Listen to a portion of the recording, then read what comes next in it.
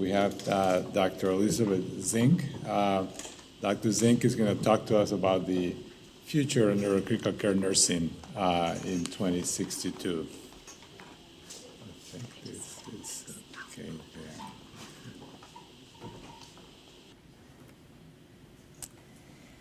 Okay. I know that I stand between you and a break, a well-deserved break this morning. So it is my pleasure and privilege really to be here this morning to represent NCCU nursing and the rich history. I stand on the shoulders of a giant that we have talked about a lot this morning, Judith Ski Lauer, who hired me in 1997. And when I came to the NCCU and I interviewed with Ski, the NCCU was really the only ICU hiring new graduate nurses.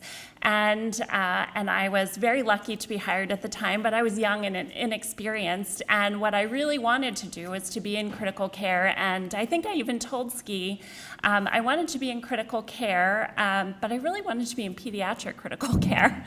And so I was going to come to the NCCU as a new graduate. And I think she even told me later, she shook her head and she knew that I would probably stay.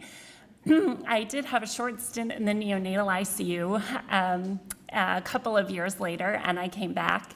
I followed in Ski's footsteps, actually going to the same graduate program that she went to at the University of Maryland in trauma, critical care, and emergency nursing, training as a clinical nurse specialist and a nurse practitioner at the time.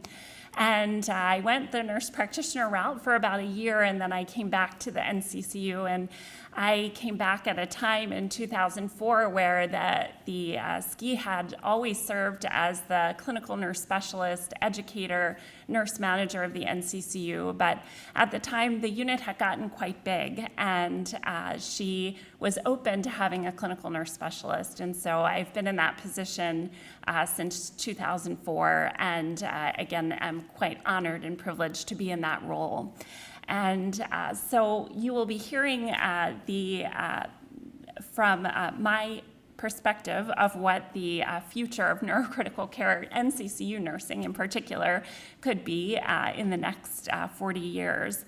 But we're going to do this through the lens of the past. And so in Dr. Hanley's presentation, we saw representations of trees, and you will see kind of roots and trees in mine as well. So when I first started thinking about how I was going to talk about the 40 years into the future, I remembered seeing a paper about robots, and I thought, oh my gosh, what am I going to do, talk about robots? Here is, maybe this could be the 7A or 7P shift in 2062, I'm not sure. But I thought, this isn't really me. I started to read about, there's a whole post-humanist philosophy, and so what I decided to do was close that chapter because I thought it's probably not going to be, I'm probably not the best person to talk in that realm. So what I decided to do was to go back to our roots, and that was very easy for me to do. I did find this quote from David Bowie, of all people, a musician, a poet and philosopher, as it were. Tomorrow belongs to those who can hear. And I put in sense, and as Dr. Burrell reminded us this morning, we really need to be inclusive. So for those of us who can sense that it is coming. And I did read a little bit about futurism, particularly in nursing, and there are more than a couple probably of papers about the future of nursing. And one of the terms that resonated with me, or one of the phrases, was the need to have strategic foresight. And Ski has always taught us to have strategic foresight, to be aware of what's happening around you, outside of the hospital, in the greater world, in the political environment, and to have strategic foresight. Futurism is also predicting the future based on past and current trends. And the International College of Nurses, back in 1997, actually put out a guidebook for nurse futurists, which I was not aware of until I prepared for this. And so you can see here, this quote from that guidebook really resonated with me. And I will read it because I think it's important for this presentation. Working together, we're at the forefront of incorporating advanced technology into healthcare without losing the human element. And when I interviewed our nursing staff for their opinions to put into this presentation, that was very important, that we not lose the high touch, that we not lose the caring part. And we're determined that science and technology remain the servant of compassionate and ethical care, and that the reverse does not occur. This includes meeting spiritual and emotional needs, of course. So our foundation is NCCU nurses. This is what I went back to. This is the root system that you saw in the first image. Neurologic assessment, really, and the way that we have incorporated, that SKI really incorporated neurologic assessment into our everyday practice. She did it in a way that we are speaking the same language as our provider, physician, nurse practitioner counterparts. It is based in anatomy and physiology, and I'll talk a little bit more about that. The primary nursing model, Marie Manthe gave us this in 1970, and SKI brought this to fruition as she developed the NCCU. And again, I'll go into a little bit more detail about that. Interprofessional practice is something that we hear a lot about these days, and interprofessional practice is something that's been at the root of the NCCU since its inception, and I think we've heard that all morning. And then authentic and transformational leadership is also rooted in the way that an NCCU nurse has grown, and that is evident. We'll continue to talk about that today and into tonight, about the leaders that are at our bedside currently and are going out into the world. So, Ski, we're going to say you're right about most everything today, but the fact that you are worried that it has not gone out into the world, I will agree that with Dr. Hanley that you're wrong about that, because it definitely has gone around the world. The professional practice models of the Johns Hopkins Hospital on the left, we care, we influence, we excel, we empower. When this was kind of put into the logo and codified several years ago, it really, again, rang true for all of us in the NCCU. I feel like this is really, these were the bedrock principles, continue to be our bedrock principles. And at Bayview, together we value resilience, integrity, trust, and respect. And again, it ring true for both of our models on both campuses. So neurologic assessment is at our core, and what SKI always taught us is knowledge is power. And so we'll begin to talk about the making of an NCCU nurse. So why is the sheep brain on this slide? So back in 1999, we were preparing for construction of a new NCCU where we would expand from 8 beds to really the whole of Meyer 7. And I was helping Ski clean out her office, and there was a bucket, like a 5-gallon bucket, and I could tell that there was liquid in there. I said, Ski, what is that? Oh, they're my sheep brains.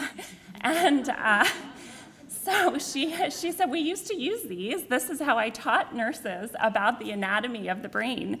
And I was a little jealous that I had not been the beneficiary of that kind of teaching. But so we have gone, that's the detail and the care with which she took in training nurses, and we've been privileged to carry that forward. These are nurses holding pipe cleaner likenesses of the Circle of Willis, so we've tried to carry some creative methods forward. And when I think about the future and where I hope we are in 2062, these are holographic images. This is credited to Case Western, but our new graduate nurses coming out of school are already asking for these advanced technologies, and we're not quite keeping up, I will admit. But hopefully this will be hardwired, that we'll have these 3D immersive experiences from which people can learn. So the other kind of concepts and where we've been and where we're going. So we had these levels of knowledge, and many of you out there will know these, will remember these levels of knowledge. I was going through some of tests that we have kept over the years in an archive of papers. And there was a year 3 mastery test. So when you stayed in the NCCU for successive years, you took a class and then a test each year. And in year 3, we had to memorize the arachidonic acid cascade. And there it was. Somebody had done it and written it out in pencil. And so again, a lot of detail that she really raised the bar for us. Clinical preceptorship still occur. Certification is at the core of what we do. Neuroscience nursing certification, Barbara Fitzsimmons has carried that on for us. Guy started this prior to 2000. We revamped it and kept it going in 2000 and moving forward. A comment that is kind of emblematic of the way that an NCCU nurse thinks. Nikki Giddings asked me, she had done the CNRN exam, the neuroscience exam, and she had taken the critical care nursing exam. She said, Betsy, what can I take next? What can I do now? We've done simulation. We continue to do simulation, and that will continue to be important. But I think that hopefully by 2062, again, virtual reality and those techniques will be hardwired. Maybe we'll have predictive modeling to personalize an educational experience and orientation experience based on factors that we have learned from prior orientees and prior nurses.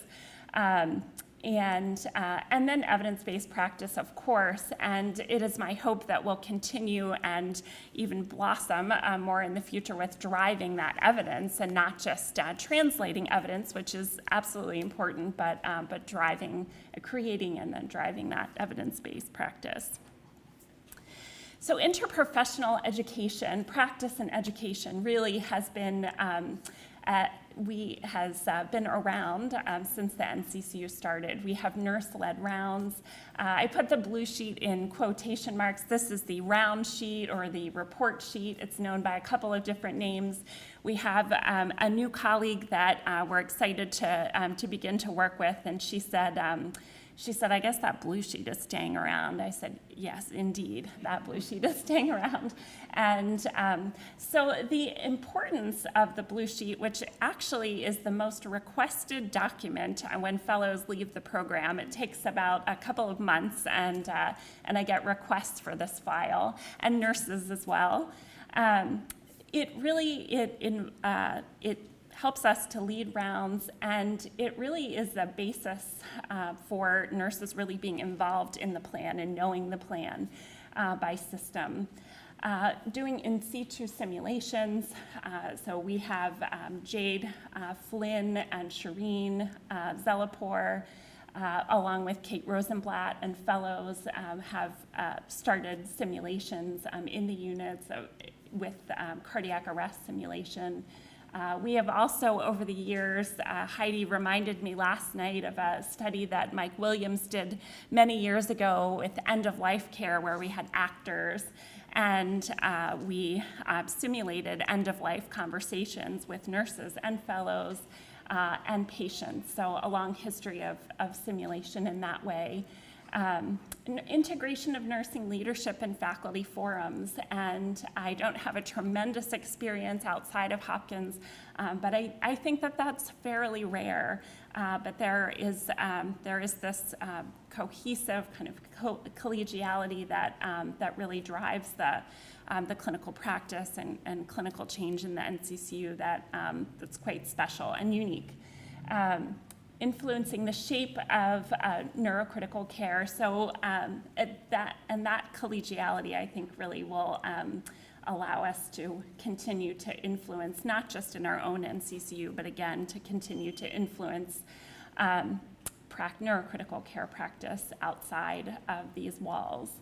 And I hope that, again, we continue to balance the caring and care delivery with technology and innovation.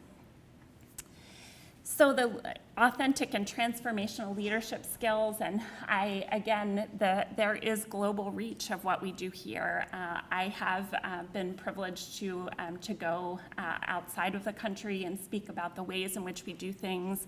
There are questions asked of us all the time from our colleagues across the country and really across the world. And again, it's having this strategic foresight. I think we'll probably hear from many of our colleagues who are executives here today. Karen Keaty is here, and hopefully, I think we have all been talking already, but the ability to integrate everything that's going around us and expect what is coming our way is important. The other thing that ski taught us is feedback, and we have, this has sometimes fallen off and we have brought it back, but the art of giving and receiving feedback is incredibly important to keep a healthy work environment. So I think when I think about some of the leadership skills that have been of bedrock importance, feedback is one of those as well. And we'll talk about autonomy, accountability, and authority right now with the primary nursing model. So those are the three tenets of Marie Manthy's primary nursing model, which emphasizes relationship-based care. And at its core, this is a model where a nurse takes 24-hour responsibility for a group of patients. And really in the NCCU, we had groups of nurses, small groups of nurses that took 24-hour accountability for a group of patients, to the extent that we formulated our schedules around covering for that group of patients. So that model has morphed over the years, but it still exists in that we really, right now, we call it continuity, and we keep lists and we track which nurses have taken care of which patient. And so that model, that thread has continued through these 40 years, and it will be interesting to see how it continues to morph, and hopefully we hold on to it for the next 40 years. And so by having this continuity, we can deliver individualized care for patients for the duration of their stay. And for nursing, there is autonomy in knowing the plan and really having a relationship with that patient and their family, individualizing care. There's authority in managing that treatment plan and the care of that patient, and again, accountability. So carrying into the future, when I asked the nursing staff what they thought the future of nursing would be in 2062, these were some of the terms that came up, and caring really was quite prominent, which I'm glad about. Neuroassessment, what will neuroassessment look like? Will we still be doing neuroassessment, or will there be predictive modeling to tell us that something is going wrong? My prediction is that we will still be doing neuroassessment, but we will be aided by technologies, predictive technologies, which we just heard about. There was a lot of talk about hopefully there are greater treatments or maybe even cures for patients with glioblastoma multiforme, more accurate prognostication, and really keeping and recognizing neuronursing, neurocritical care nursing as a specialty. There was also a lot of talk, again, about how artificial intelligence would be incorporated into our practice. And so if you were enamored by the possibility of being cared for by a robot, as I mentioned in the beginning, we'll have a cameo here, but I put together just a day in the life, really a morning in the life of a nurse in 2064 or 2062, really. So the nurse receives handoff from the off-going nurse, viewing a virtual blue sheet that's populated with data from the electronic health record through Google Glasses, we'll say, or some similar methodology, leaving time to talk about the patient as a whole human being and their care partner's needs. And so one of my hopes is that we have technology that leaves time for that human connection. There's a lot of manual data gathering that still happens for nursing staff. And so my hope is that we can leverage technology so that is not happening quite as much. And I think you'll see through the next couple of slides, we hope for a more responsive and integrated system for nurses, really in service of the patient. So they enter the patient's responsive room, which is transitioning from nighttime environment to daytime, so nobody has to remember to pull the shades up. And they're going up and sunlight is filling the room, maybe environmental sunlight or artificial light if that is possible by that time. And the nurse is interpreting the first set of vital signs in the context of a trend where there are helpful user interfaces that allow the nurse to look at trends, and we're already starting to see this. They can look at 8, 12, 24-hour trends and everything in between, which we are able to do in some ways in sickbay right now. And there is a risk profile that is generated, and so the ongoing assessment is tailored to this risk assessment. And the nurse documents, and I put this in quotations because we often say this. Obi has talked to me about this before, and she gives me way more credit than I deserve because she thinks that I can produce this on a dime. But we hope that there is something that we can speak into and just record our nursing assessments as we speak into a device. And then we prepare the patient for, so here's where the robot comes in, prepares the patient for transferring from the bed to the chair and summons a lifting robot. So caring for patients with neurologic injury, many of whom are completely dependent, is pretty physically challenging. And I think talking to our staff who've done this for years and years, even talking about something that could potentially take some of that pressure off was a welcome thought. And so the robot gently lifts the patient into their chair from the bed. And I'll also add that maybe there's wireless monitoring at this point, so all the lines and wires, or many of them, are minimized. And so the NCCU team gathers for rounds. They're looking at the same integrated data set on the same screen. This is a shout out to Epic that maybe these separate views for everyone else aren't the best thing, just my opinion. And family members are zoomed in, and questions are recorded for answering, and they're able to interact in a way that if they have extra questions that they can schedule a family conference for later. So all of these things are available today. I think what we need to do a better job of, and hopefully, again, this could be hardwired in the next 40 years, is that it is all integrated in and user-friendly.